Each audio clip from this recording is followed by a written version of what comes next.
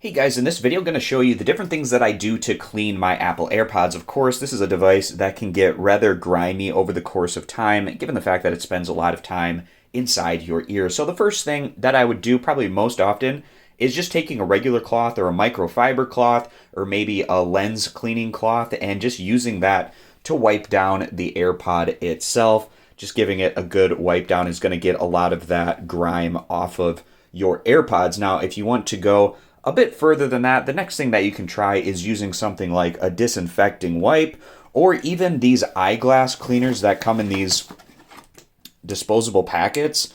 These also do a good job of cleaning your AirPods if you want something that is a bit damp or wet, such as these eyeglass cleaning wipes or the disinfecting wipes. Now, if you have grime inside of the different speaker locations, for instance, that might be a little bit tougher to get out potentially. If that's the case, you can use something like a Q-tip, and just with some precision, these should get most of that type of grime out of your AirPods. Now, if you have scuffs, for instance, that are really difficult to get off, another thing that you can try is even using something like a rubber eraser from a pencil or just a rubber eraser in general, using that. And if you have some dark spots, for instance, on your AirPods that are tough to get out, a few wipes with a rubber eraser might be able to take those off. So those are the different things that I use to try to keep my AirPods clean. It's a good thing to do given the fact that these